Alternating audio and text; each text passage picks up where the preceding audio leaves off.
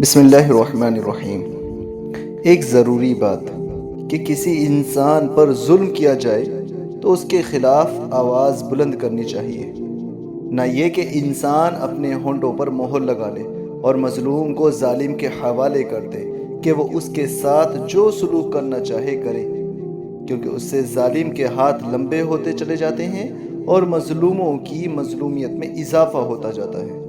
چنانچہ اللہ تعالیٰ نے ارشاد فرمایا، لا يحب اللہ الجہر بالسوء من القول الا من ظلم، سورہ نساء آیت نمبر 148۔ یعنی اللہ تعالیٰ اس بات کو پسند نہیں کرتا کہ کسی کی برائی اعلانیہ زبان پر لائی جائے، الا یہ کہ کسی پر ظلم ہوا ہو۔ ظلم کبھی افراد و اشخاص کی طرف سے پیش آتا ہے اور کبھی حکومت کی طرف سے۔ اگر حکومت ظالمانہ رویہ اختیار کرے تو اس کے خلاف آواز اٹھانا اور زیادہ اہم ہے، کیونکہ حکومتیں ہوتی ہی ہیں امن و امان اور عدل و انصاف قائم کرنے کے لیے۔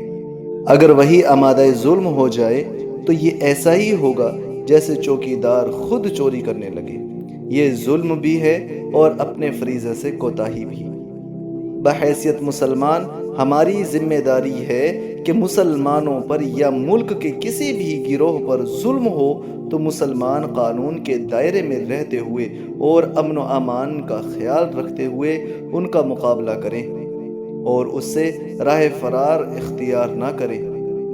اسی لیے رسول اللہ صلی اللہ علیہ وسلم نے ارشاد فرمایا، جہاد کی سب سے افضل شکل یہ ہے کہ ظالم حکمران کے سامنے انصاف اور سچائی کی بات پیش کی جائے۔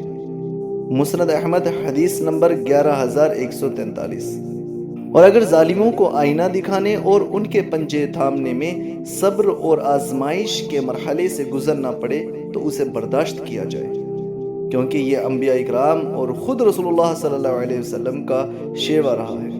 اگر اللہ تبارک و تعالیٰ چاہتے تو انبیاء علیہ السلام کے قدسی گروہ کو بلاؤں اور آزمائشوں سے گزارا نہیں جاتا اور تکلیفوں اور مشقتوں کی بھٹیوں میں اللہ کی طرف سے انہیں تپایا نہ گیا ہوتا۔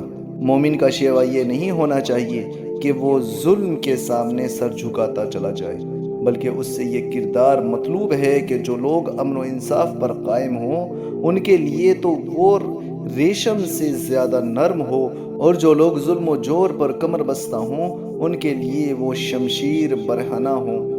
اس راہ میں اگر اسے انگاروں پر چلنا پڑے تو یہ بھی اس کے لیے پھولوں کی سیج ہے، کیونکہ آپ صلی اللہ علیہ وسلم نے فرمایا، جو شخص اپنے دین، اپنی عزت و آبرو اور اپنے مال و اسباب کی حفاظت میں مارا جائے وہ شہید ہے۔ مسند احمد حدیث نمبر 1692۔ اس لیے ہم تمام مسلمانوں کو چاہیے کہ ہم انصاف کو پسند کریں اور اپنے لیے انصاف کو مقدم رکھیں۔ اللہ تبارک و تعالی ہم سب کو قبول فرمائے۔ السلام علیکم ورحمۃ اللہ وبرکاتہ۔